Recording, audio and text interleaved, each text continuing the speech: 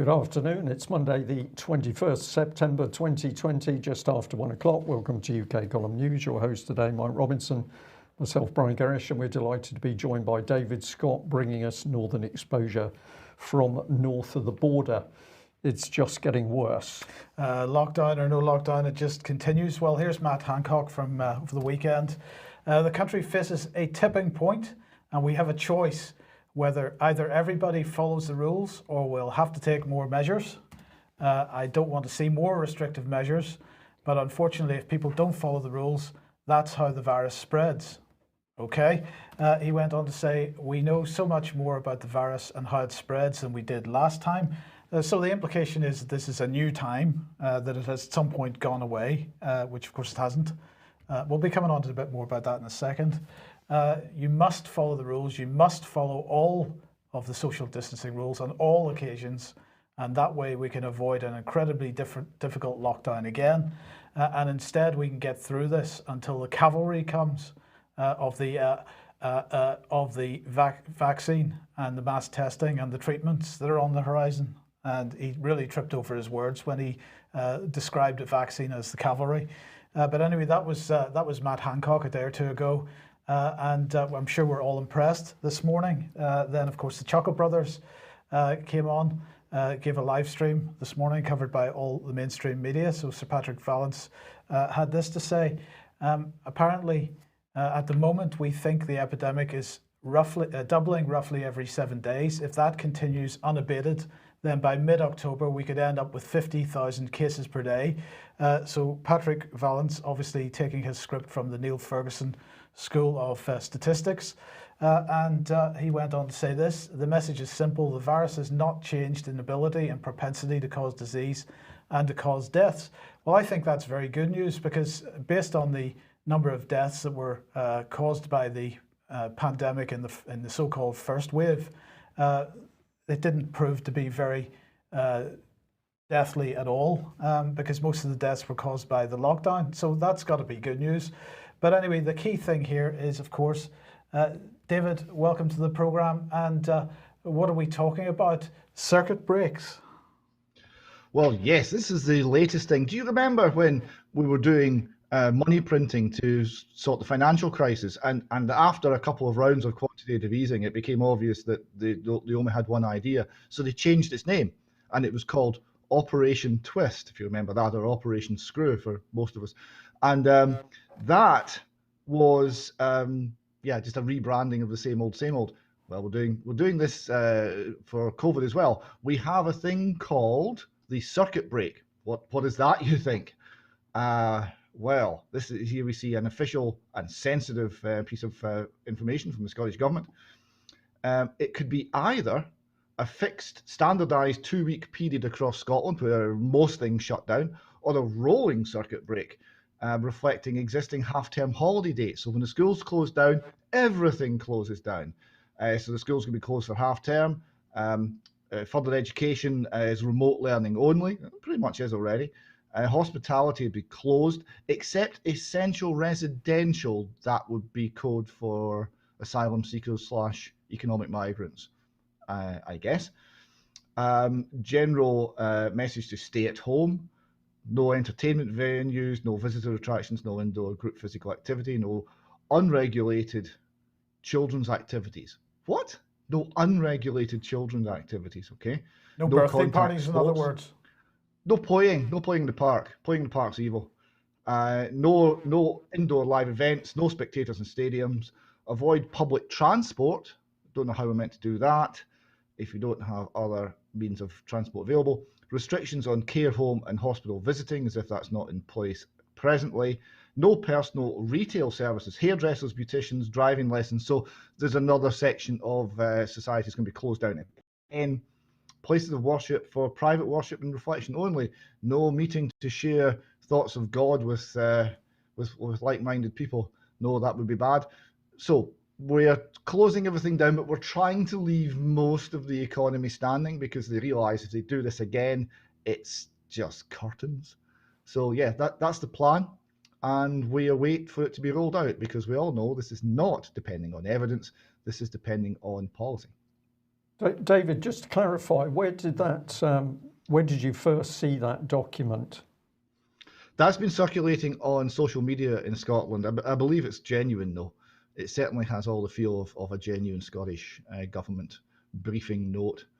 And the sort of measures they're talking about are being openly talked about elsewhere. Right.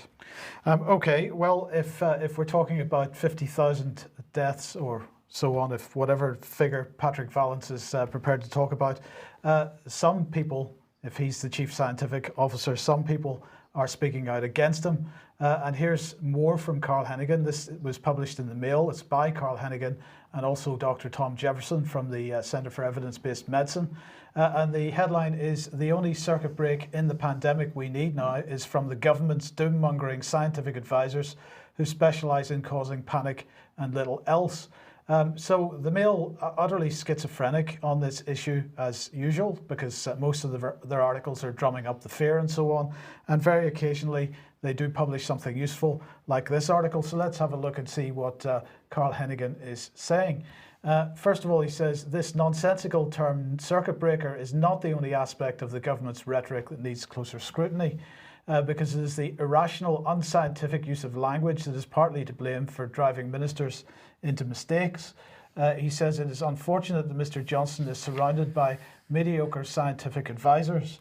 It is strange and concerning that the government is still relying on mathematical modelers who have a 20-year track record of getting things wrong. And he singles out Neil Ferguson from Imperial College here, who of course has got a 20-year track record of getting things wrong, because the first time he got something spectacularly wrong was the foot and mouth pandemic, epidemic, disaster. And if anybody wants more information on that, our documentary on that is still on the front page of the UK Column website if you want to go and have a look at it. Professor Hennigan wrote, in the week ending September 17th, England's National Influenza Surveillance Report shows that rhinovirus positivity had increased by 23% in 7 days. It is likely that the new school year set this in motion, as it does every year. COVID-2 appears to follow this seasonal pattern, picking up in the colder weather, but the death rate, so far at least, does not appear to be rising. Now, this is a very important point, the issue of flu, because let's have a look at the latest Office for National Statistics numbers on mortality, and this is for week 36, which is from the 31st of August to the 6th of September. So the total number of deaths was just over 7,500, and compared to the 5-year average, it was about 1,500 fewer, so significantly less on the average in the first week of September. If we look at influenza deaths, or at least deaths attributed to influenza, it's around 500 or so. And if we look at the deaths attributed to COVID-19, it was 58. So this is the reality of the picture of deaths in the UK for that week.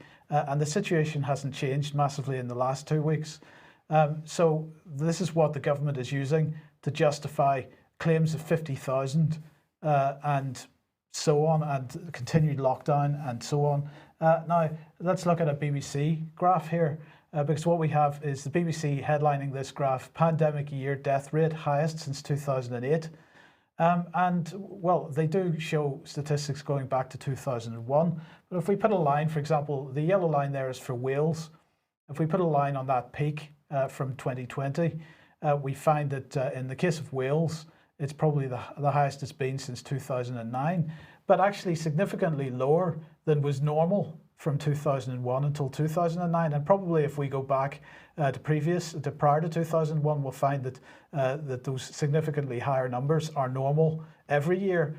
And yet we weren't shutting the country down. I mean, we've been making this point since the very beginning, that we never shut the country down on the basis of the types of death statistics and the types of hospitalization statistics that we've seen with COVID-19 in previous years with other things. If we look at England's numbers, then yes, since 2008, but it's exactly the same situation. Prior to 2008, the death rate was much higher. This is the rate per 100,000 people.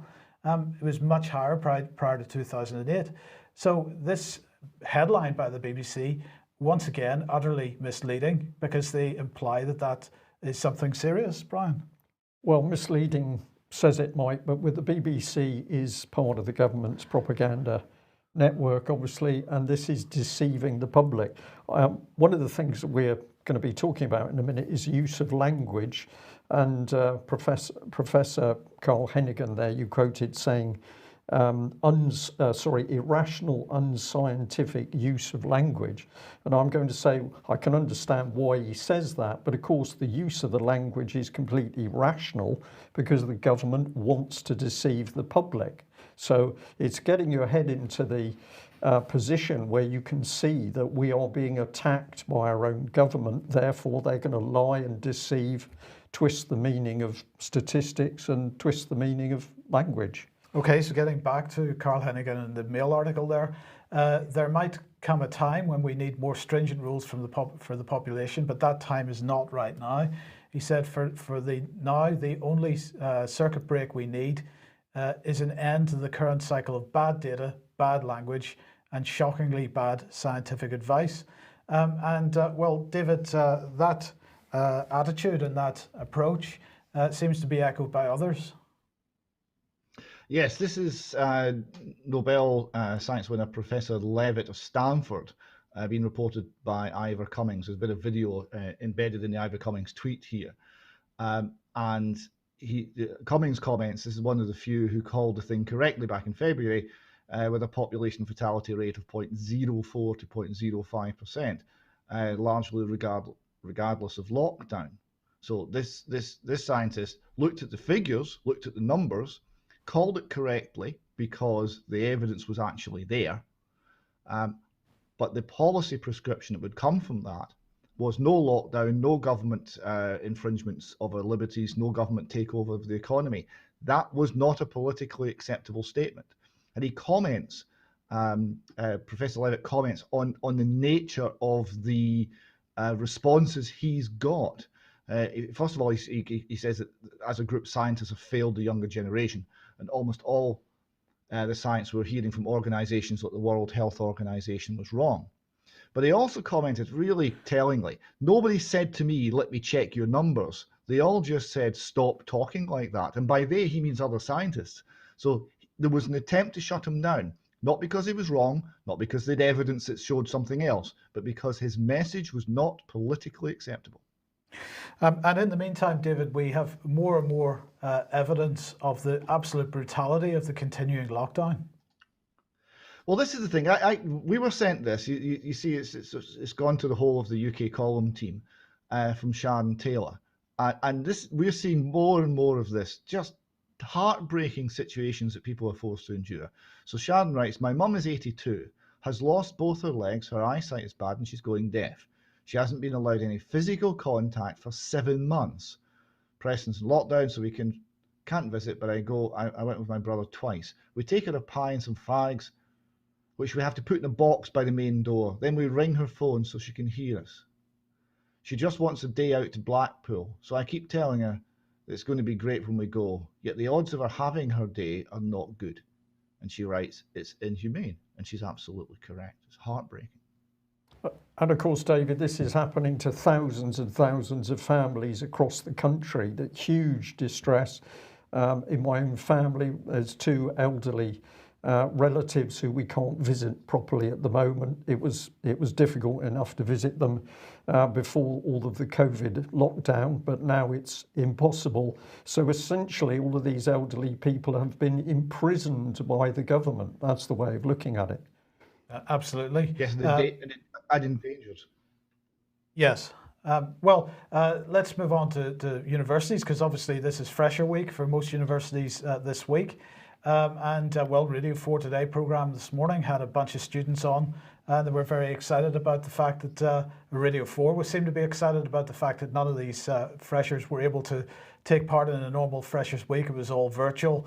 They're all going to have virtual lessons. They can't associate with anybody outside their particular, if they're staying in student accommodation, their particular group that they're staying with, and so on. But what was really telling, David, just before we bring this article on screen, was that when a direct question was asked, are you going to obey the restrictions? The answer came back, don't think so. So clearly students not going to accept it. But here's the Press and Journal from Scotland. University staff anger over plans for unnecessary physical presence on campus. Yes, frustrated university staff have hit out at unnecessary plans for them to return to campus amid the pandemic. Last week, department's heads at Robert Gordon University were told to ensure that areas have at least some members of staff on site every day. And that's not going down well with the university professors, because here you see a thing, right? The students, they're okay. They can read a graph. They can see that the risk that that COVID puts them under is basically nothing. And they are not buying it. But the university professors, they've been a long time on a government paycheck. And that paycheck will keep coming no matter what, or at least that's what they believe. So they don't care about things like the economy or actually working for a living. The difference between that attitude and those in small businesses who are desperate to reopen is very striking. But what's going on with teachers then? Well, teachers are being patronised, it would seem. This is the letter that went out from Maureen McKenna.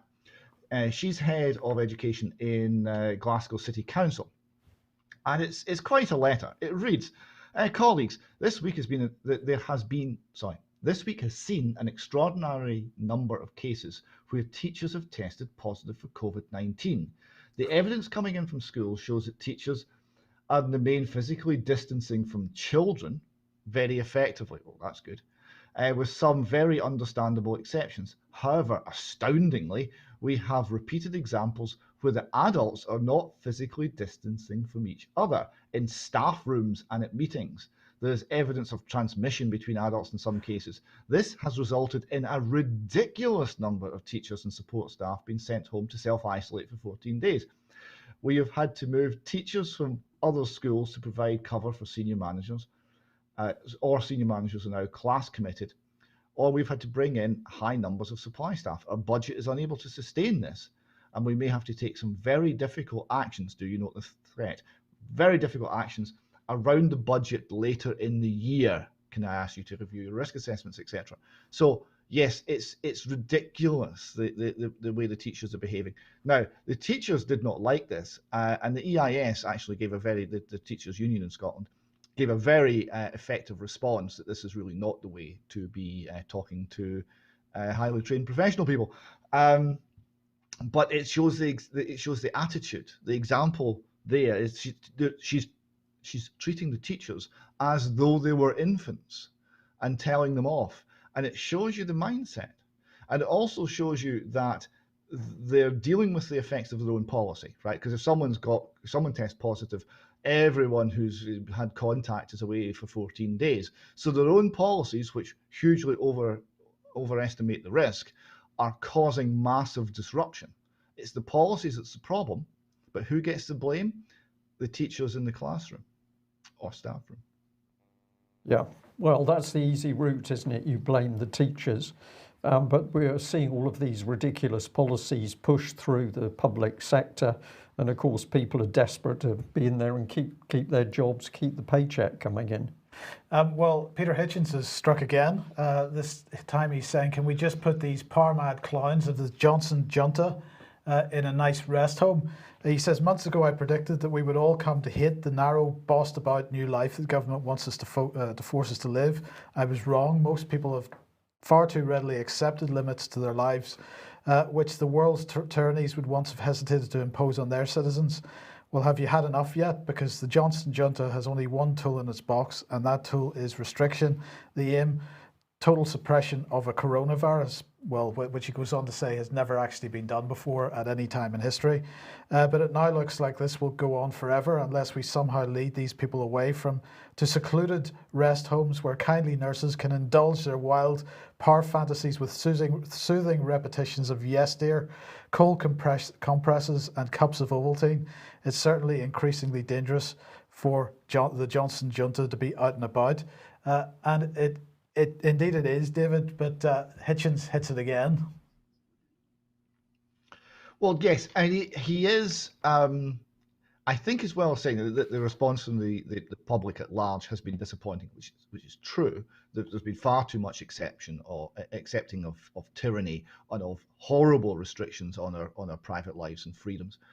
But there is also much more sign of pushback from the public, of resistance, of not taking it anymore. And I think that's only going to be travelling in that direction from here on in. And another name, Sir Graham Brady. Yes, he accuses Boris Johnson of ruling by decree and of treating the public like children, this comment again, during coronavirus. And the senior Tories of the 1922 Backbench Committee are demanding that they need to start seeing votes going through the House of Commons about these restrictions on our liberty, rather than just further decrees and rules and regulations being passed by executive power or administrative methods. Now, on the question of statistics, here's Lockdown Skeptics, and the headline is Lies, Damned Lies, and Health Statistics, the Deadly Danger of False Positives. Yes, this is an excellent article, quite a long article, but very good, by Dr. Michael Yeadon. Now, this was also commented on in the Julia Hartley-Brewer programme. Oh, you've got that there. Yes, where she interviewed Matt Hancock, I think it was, who seemed to think, she asked him what the false positive rate, and he said, oh, it's less than 1%. And when she pointed out that less than 1% would still account for 91% of all the actual positive results, he didn't seem to understand this, and he was made to look a bit of a fool. Now, Lockdown Skeptics article, they say in closing that in 40 years alone, the UK has had 7 official epidemics, and the country would rarely have been open if it was shut down every time. And the author explains here, I've detailed how a hopelessly performing diagnostic test has been and continues to be used, not for the diagnosis of disease, but it seems solely to create fear. And this is a vital point to understand. The test is flawed, and the result is terrorizing the population. And he continues here, this misuse of power must cease. All the above costs are on the ledger too. When weighing up the residual risks to society from COVID-19 and the appropriate actions to take, if any. Whatever else happens, the test used in Pillar 2 must be immediately withdrawn, as it provides no useful information. In the absence of a vastly inflated case numbers arising from this test, the pandemic would be seen and felt to be almost over. That is true. And interesting that gentleman for 6 years, I think it was working for Pfizer. So we've got somebody who many people would say, oh, he's part of the bad guys because he's working amongst the pharmaceutical companies. But actually on this occasion, he stood up, he's put his head well out of the trenches to warn about what's going on.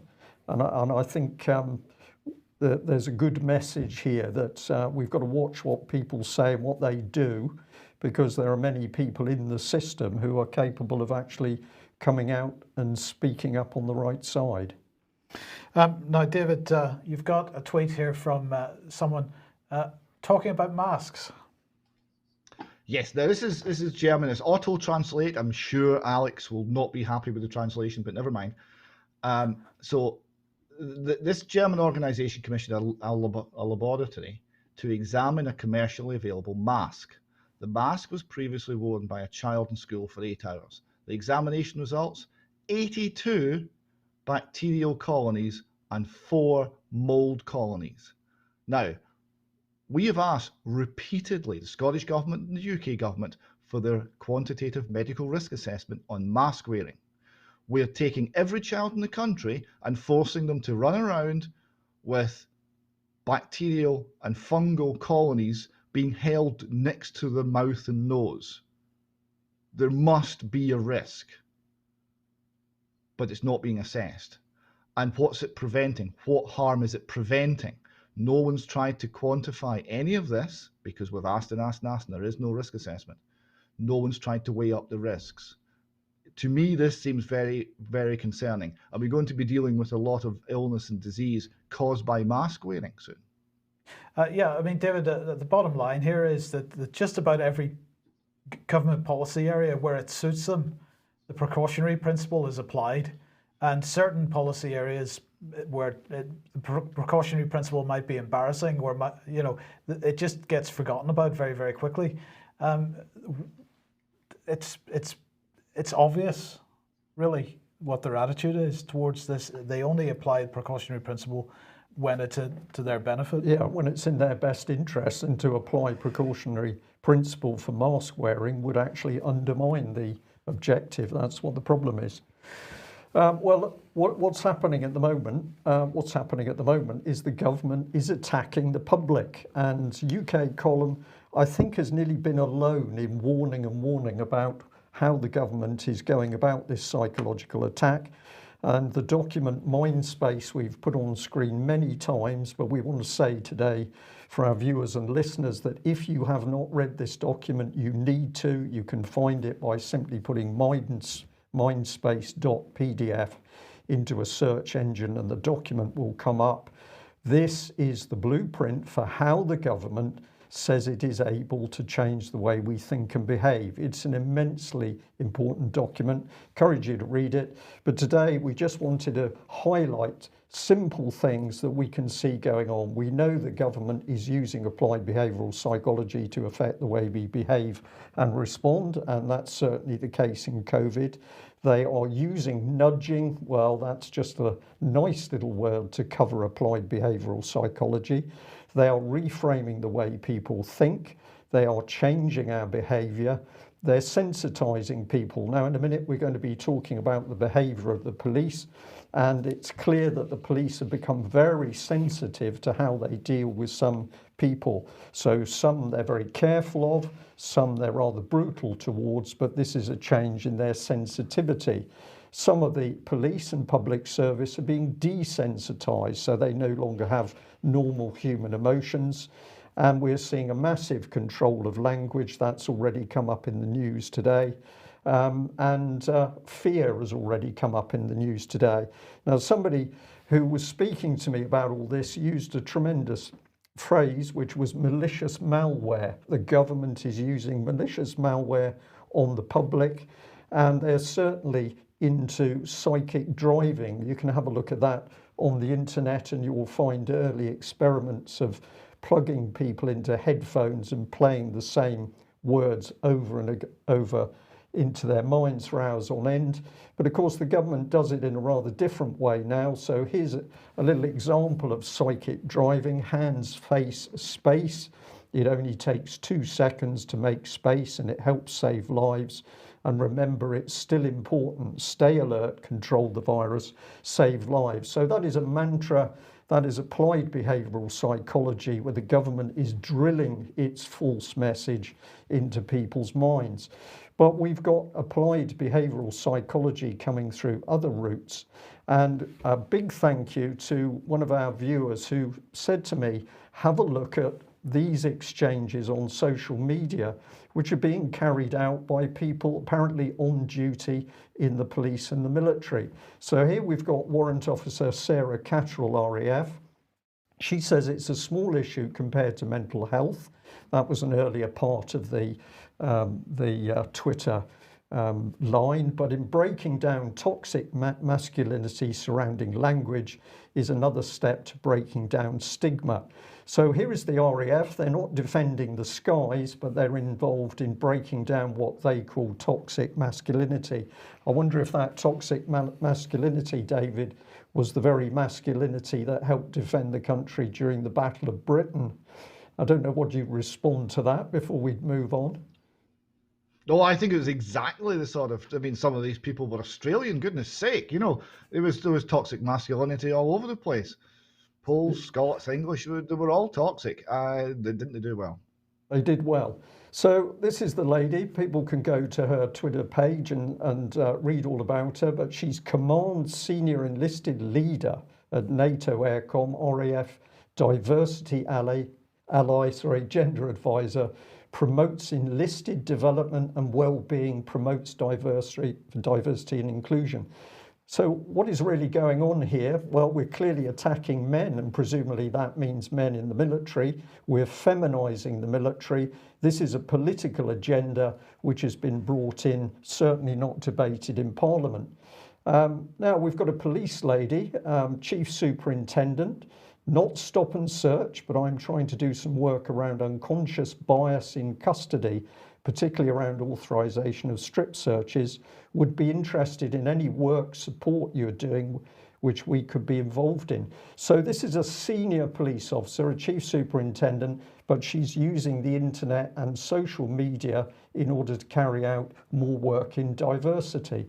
And here she is in her glorious colour. She works with Yorkshire Police, Bedfordshire Police and one other, or Cambridge, there we are, chair of Hertfordshire Police Superintendents Association, and yet she's carrying out all of this quasi pseudo scientific policy which she believes is going to help policing.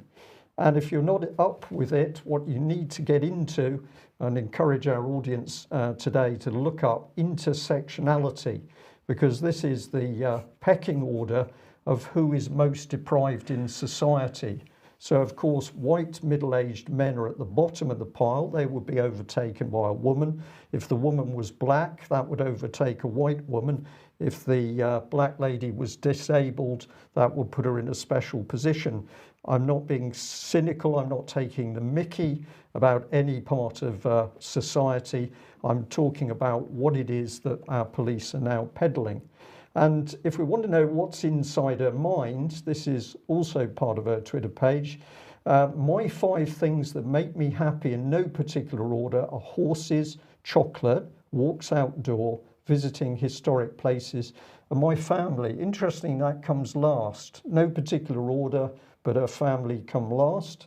And then here, she's got ways of managing her mental health during this difficult time, walking in the sun, watching the Harry Potter films again. This, Mike, this is a 13-year-old girl talking to her friends, and yet this is a superintendent police talking about this quasi-social political policy. This is the danger to the country. Yeah, you're talking her mental age there, I presume. Yes. Yes. So here we are. We're going on with another Twitter organisation called We Cops, and this is senior police officers talking about how they are changing policy in the police. And of course, once again, here you see intersectionality being talked about. If you'd like to do some work on that yourself, this is one definition: the complex cumulative way in which the effects of multiple forms of discrimination, such as racism, sexism and classism, combine, overlap or intersect, especially in the experience of marginalised individuals or groups. And it then goes on to say that a lady called Crenshaw introduced the theory of intersectionality, the idea that when it comes to thinking about how inequalities persist, categories like gender, race and class are best understood as overlapping and mutually constructive. Now, what's interesting about this lady, she is influencing police and military policy in the UK, but actually it's all theory, and it says so in the definition. So she's a leading scholar of critical race theory. David, this is very, very dangerous, and you're going to give us a little bit more on this yourself.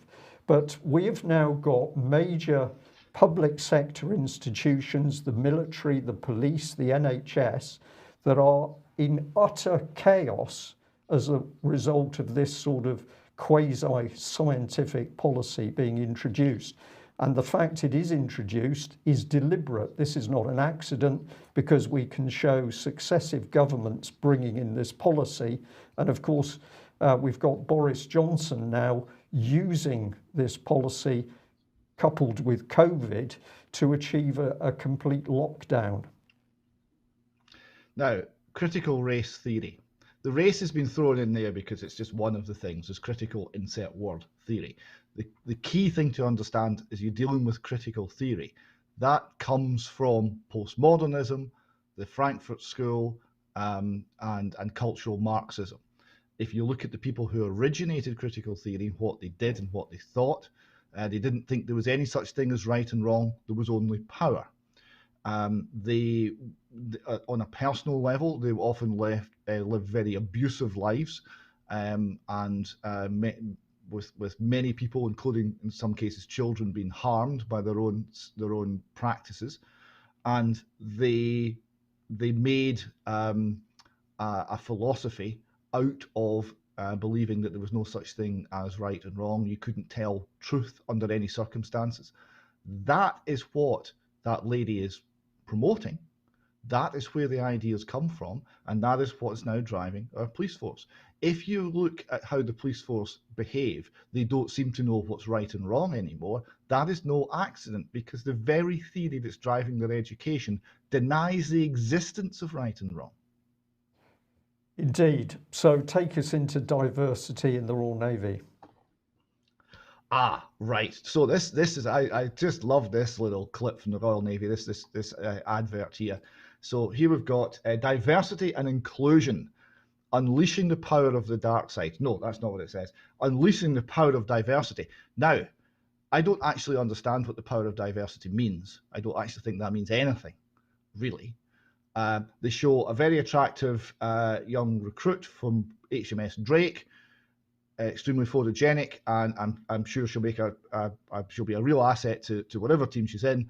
But the colour of her skin should not be the defining characteristic here, yet it is. The Royal Navy is making the colour of this woman's skin the reason for employing her. This is very, very strange. Now, but this has been driven by a management system. And Express reports it here. So the Ministry of Defence has more experts and more PC experts than it has warships. Revelations follow the news that the ministry is seeking to appoint diversity and inclusion director on a £110,000 a year position, more than is paid to an army colonel who commands a battalion of 800 soldiers. So you can be responsible for the lives of 800 men, but it's not as important as diversity and inclusion. Asked by MP Neil O'Brien for the number of civil servants who have the words diversity and equality in their job title, Veterans Minister Johnny Mercer told Parliament there were 44 civil servants in the MOD and the executive agencies who fitted the bill. An MOD spokesman says defence is at its best when it's diverse. Again, I don't understand what that means. We might discuss that. Whilst we recognise there's a long way to go, our appointment of these diversity and equality officers shows that we are moving beyond platitudes and putting our words into action. Now, the Express might be viewing this as PC gone mad. It's not that. What these are political commissars.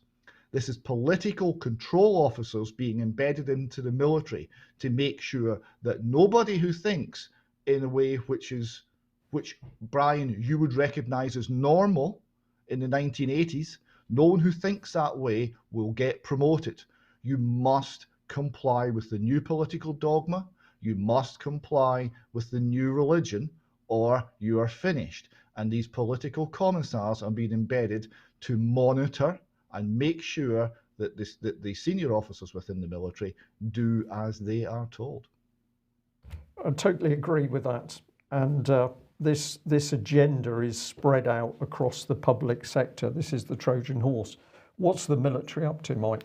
Well, aside from, I'm not quite sure whether the Russians should be afraid of this, of course, because increasingly the military is not going to be capable, and particularly the Navy is not going to be capable of fighting any kind of conflict. But well, here's NATO in the Black Sea. This is over the summer, but it was they only were discussing it today. So NATO forces, together with personnel from partner countries, have been training on the Black Sea as part of NATO's ongoing commitment to regional stability.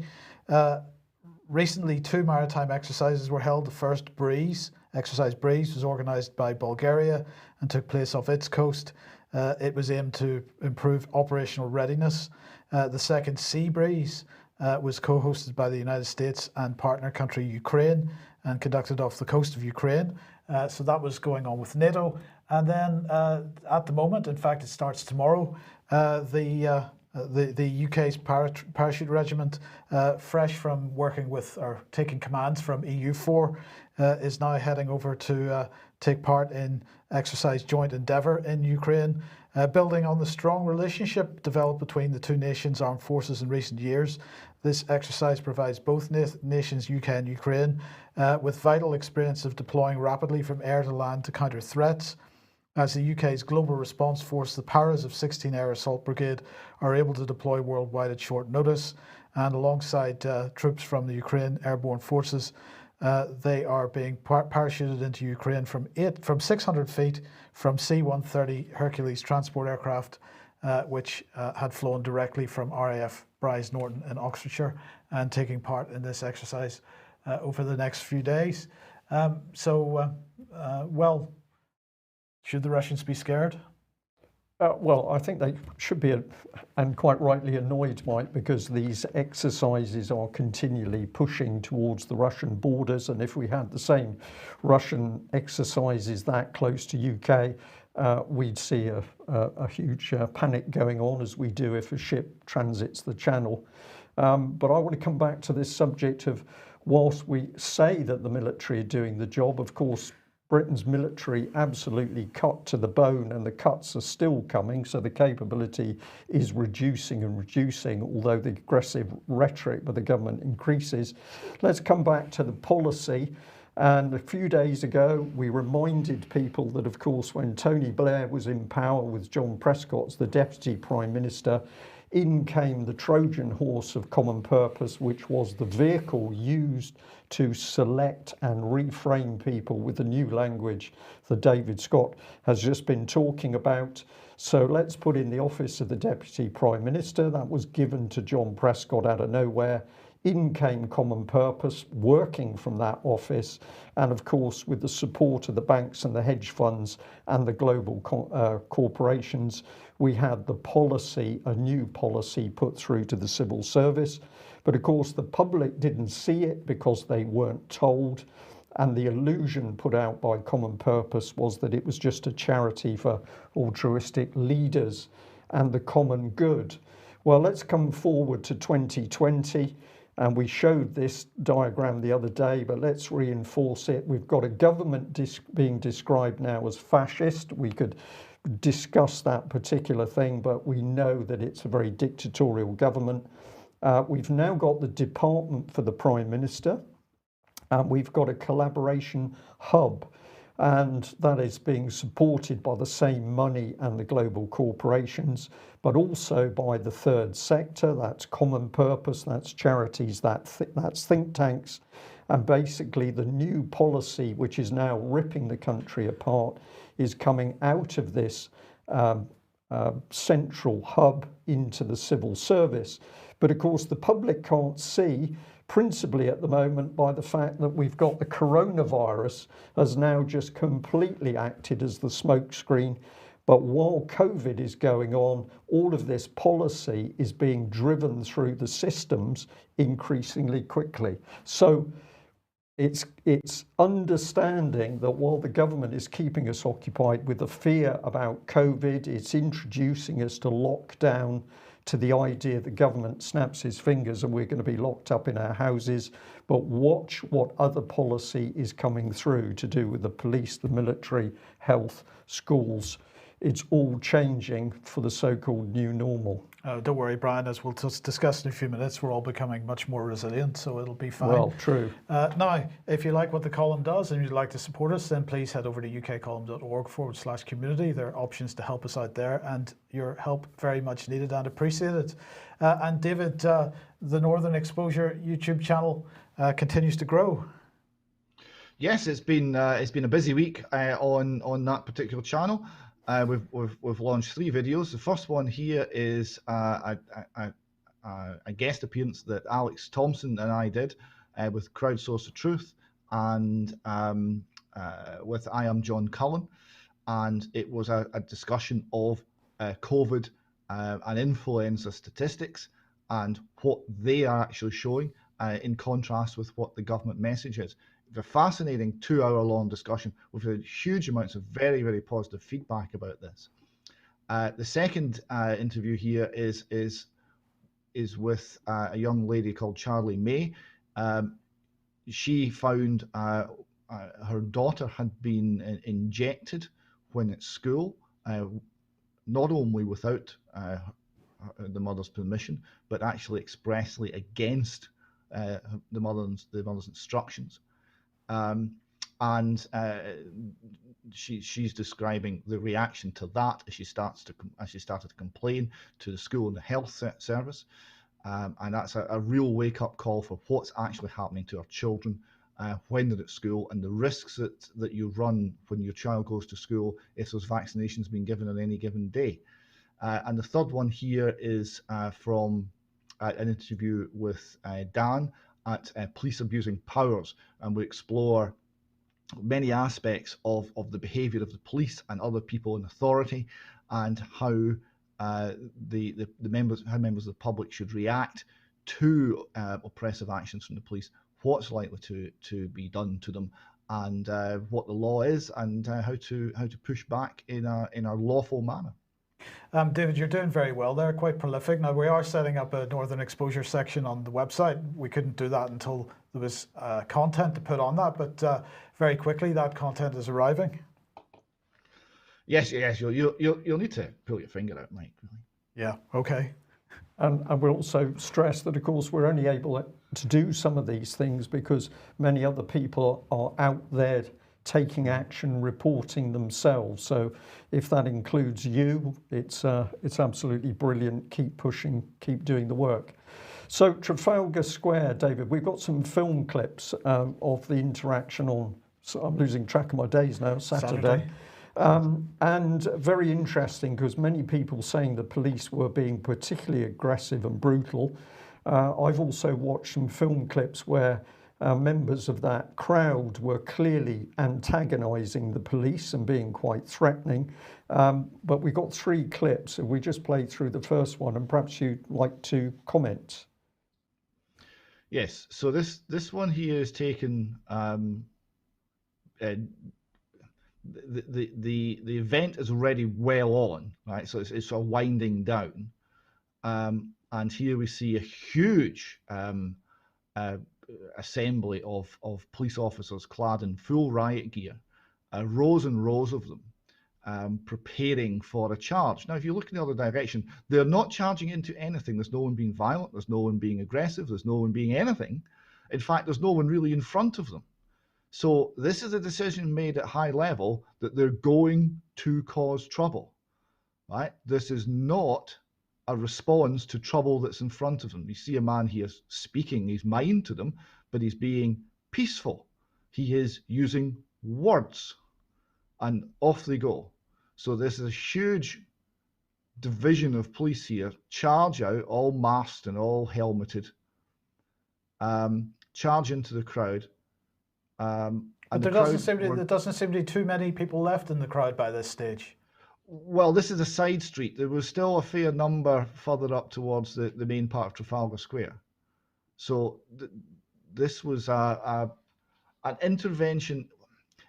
It stands in stark contrast to the way that policing happens at, say, a BLM rally or an Extinction Rebellion rally. So one of the things we're seeing here is politicized policing. If you stand up and you say you want to change the country, that's okay. We'll tolerate that. If you say we want to change the world, we need authoritarian government to control everything we do, we'll tolerate that. If you stand up and say, no, we just want to be British, we want to be free, we want to have our ancient freedoms back, then it gets very much rougher. Now, this thing that's now playing here, this is another clip where it is right at the end. So this square by this point is very sparsely populated. The protesters are all making their way home. One man gets jumped on by several police. Now, he's not seen to do anything. We don't know. He maybe said something. I don't know what the decision is, but they've decided to arrest him. And the man decides that this is not reasonable, and he doesn't allow them to cuff his hands initially. And a huge number of police jump on him. The cuffs are placed on him. By this point, his wrists are bleeding, and then they start to drag him away after sitting on him. I mean, about 5 or 6 police officers sitting on him on the ground for about 5 minutes, and then they start to drag him away up the steps. So the next clip shows what then happens. So they've got him on the steps, and they realise he's no longer conscious. So you see, there's a bit of anxiety there, and the crowd are shouting, at the police office. They think that the man's he's clearly in distress, but they think the police officers may have killed him. And so he's unconscious, and they then say, "Oh, we better get the cuffs off." So the cuffs then come off, and they turn them over and start to try and at least allow him to breathe properly. There's not really anything that you would term medical attention. David, this seems to be a mirror image of the action with the police in one of the earlier Piers Corbyn centred protests, where they first of all pushed a man over, but later he was to collapse, and we ended up with this great mob of police trying to do things. So this is utterly... this is a young man, right? He's quite slightly built. He's not hugely powerful. He's an ordinary built, quite slimly built young man, and he did nothing more violent than hold his hands in front of his chest and refused to put them behind his back to be cuffed. And 20, 30, 40 officers could not manage to arrest him without rendering him unconscious. As an example of policing, I'm sure there are many experienced or retired policemen watching this. I don't believe that's the way that would have been handled even 5 years ago, certainly not 10 years ago. It seems to be, well, incompetent is the word that comes to mind. Well, David, I've got to come back in with the applied behavioural psychology, and this, I think, is the result of police training. It's what the police are being told. If you are going to get somebody, you're going to go in there with maximum force. You're not going to tolerate anything. You're going to get them on the ground. You're going to get them handcuffed. No nonsense. So the police are being sensitized to dealing with people. And by sensitized, what I mean is they think the member of the public or each member of the public is a threat. They're going to go in. They're going to be very hard, very aggressive. They've been overly sensitized by a malicious applied behavioral psychology. So just have a look at these tweets that I was sent through. So this is police comment here. We've got a police commander, John Sutherland. The crowd at one point was saying to the police, choose your side. I choose my side. It's with the men and women standing up on the thin blue line, not with the people gathered in crowds, refusing to wear masks, behaving like buffoons. So here you can see his mindset, but I'm also going to say, and I don't mind if I become unpopular for saying this, that I watched some very aggressive members of the public in that demonstration. They were antagonizing the police. They were antagonizing a couple of them who'd been isolated from their colleagues. And this is not what we want to get the message over to the police, that they're being lied to by the government. There's another one here, the brave men and women of the Met Task Force showing incredible restraint against those causing disorder. So the message we need to remember is that the police are being indoctrinated themselves, and that's the reason we're getting this behaviour. And where's it going to go? Well, back to that exchange of Twitter messages that the police were putting to and fro from each other. And this is one that I picked up on from Police Supers, so this is the Association of Police. It's just a few days until this year's Super Conference focusing on policing from 2020, developing the new normal. Nothing debated in Parliament, but apparently the police are heading for a new normal, and they can unleash the sorts of brutality that we've seen in those videos. David, Brian's point is right. Whenever we're in these protests, anybody that is in these protests, it is important to not give the police any excuse for trying to suggest that they were justified in their actions. Yes. You must remain calm. You must be lawful. You must be peaceful, and you must try and spend as much time talking to the police officers as human beings. Remember, they're human beings. They will respond, right? They'll respond to punch in the face, but they'll also respond to love and compassion and thought and explanation. And that's what we want to do. It's very important. I would say that where you get a mob, and I think that's the right word, of police rushing into a crowd in the way we saw in the first video, without justification. And you then see tweets about buffoons and unruly mobs. These are, of course, lies. And it's very difficult if you find yourself in that position to remain suitably calm. But violence is their weapon, right? We have other weapons. We have truth, we have humor, we have cell phones. Those are the weapons we should use. Okay, thank you for that. Now, let's just quickly move on to resilience. So here is a tweet from NHS England Southwest. Lots of people sent this to me this morning. Thank you very much for this. To be household prepared, ensure you have a plan and supplies for 72 hours or more, depending on circumstances. Create a grab bag with key items in case of a sudden evacuation. Now, unfortunately, of course, that's what the tweet said, and indeed, if you went looking for that tweet on a search engine, well, in case of Google, it was still cached on the Google cache, well, they had taken it down by the time we were coming on air. Sorry, that page doesn't exist, says Twitter, but they weren't alone in this, because here is NHS Kurnow, which is the Clinical Commissioning Group for Cornwall and Isles of Scilly, and they're using exactly the same words: to be household prepared, ensure you have a plan and supplies for 72 hours and so on. Exactly the same words. It didn't end there. Here's another tweet, this time from Wandsworth Council, also lots of emails about this. A grab bag is a bag full of emergency items in case you need to flee your home immediately without time to pack. Some of the items that are suggested for the bag include a first aid kit, batteries, a whistle and a torch. But here's the key point: hashtag 30 days, 30 ways UK, hashtag household preparedness.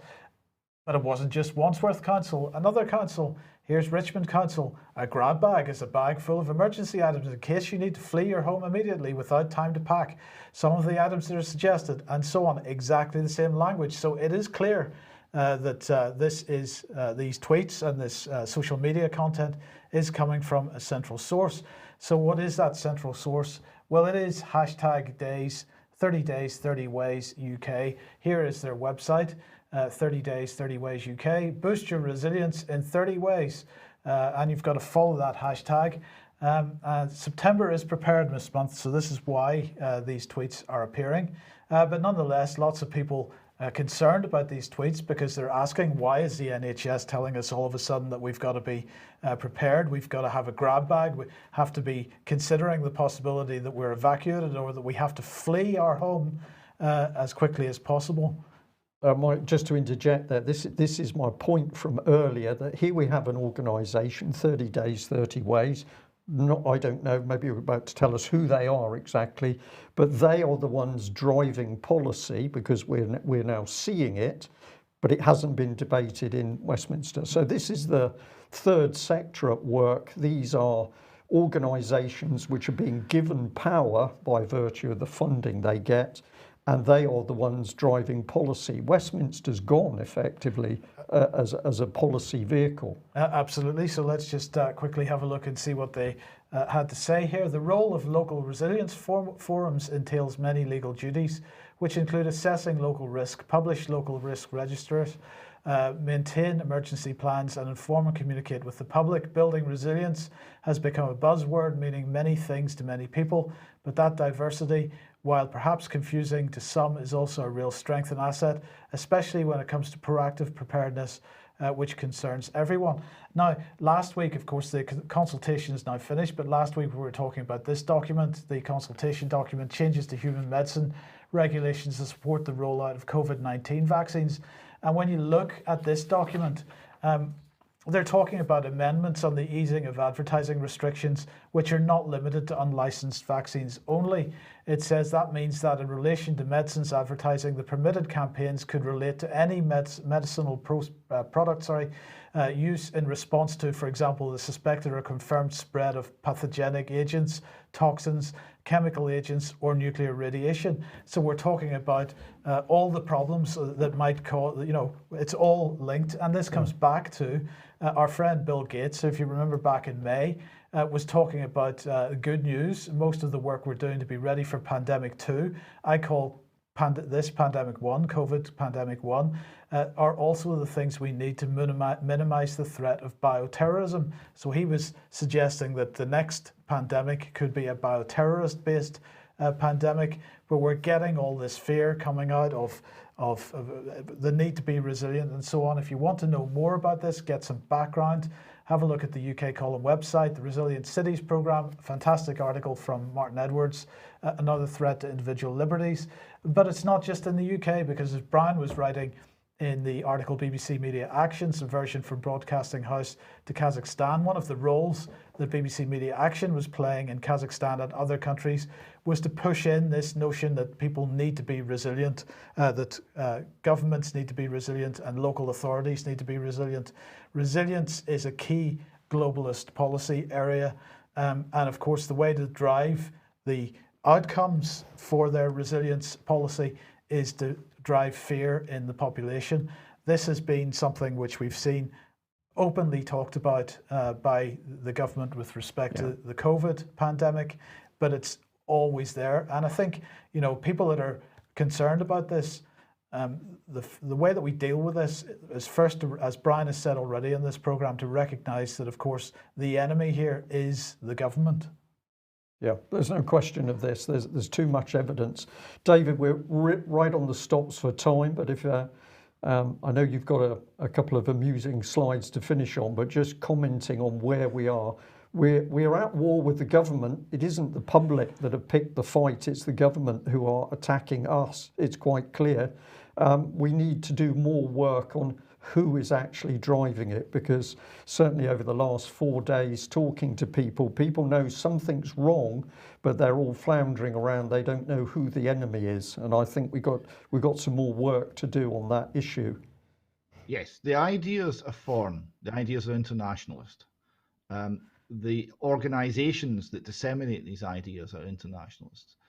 The problem we have is that we've lost the ability to resist, because we've surrendered our own ideas, and it's on that intellectual level that we need to start the fight. Okay, now David, let's just end with this then. Yes, so this is a meme of the week. A woman here sitting with a cigarette and a coffee. She's thinking, I didn't intend to become a conspiracy theorist, but after I examined all the evidence, it was either that or going back to living a lie. Isn't that true? Yes. And it's in black and white.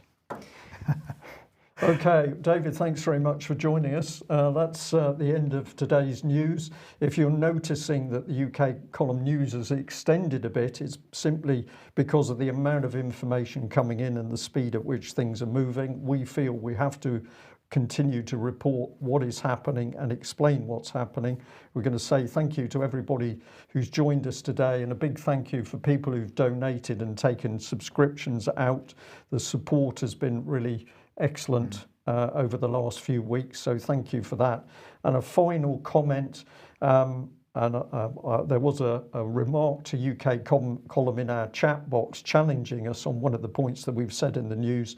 But when people who you would label the other side, perhaps they are police, perhaps they're members of the pharmaceutical industry, perhaps they're politicians, when they demonstrate they are starting to do the right things, it's not the time to be attacking them, it's the time to be encouraging them, thanking them and supporting them. That is how numbers are drawn to our side. And if you're on the streets for some sort of protest, the people who are inducing the violence are the ones who are playing into the hands of the British state. So I'll just leave you with those thoughts, but thanks for joining us. We'll be back on Wednesday. Bye-bye. Bye-bye.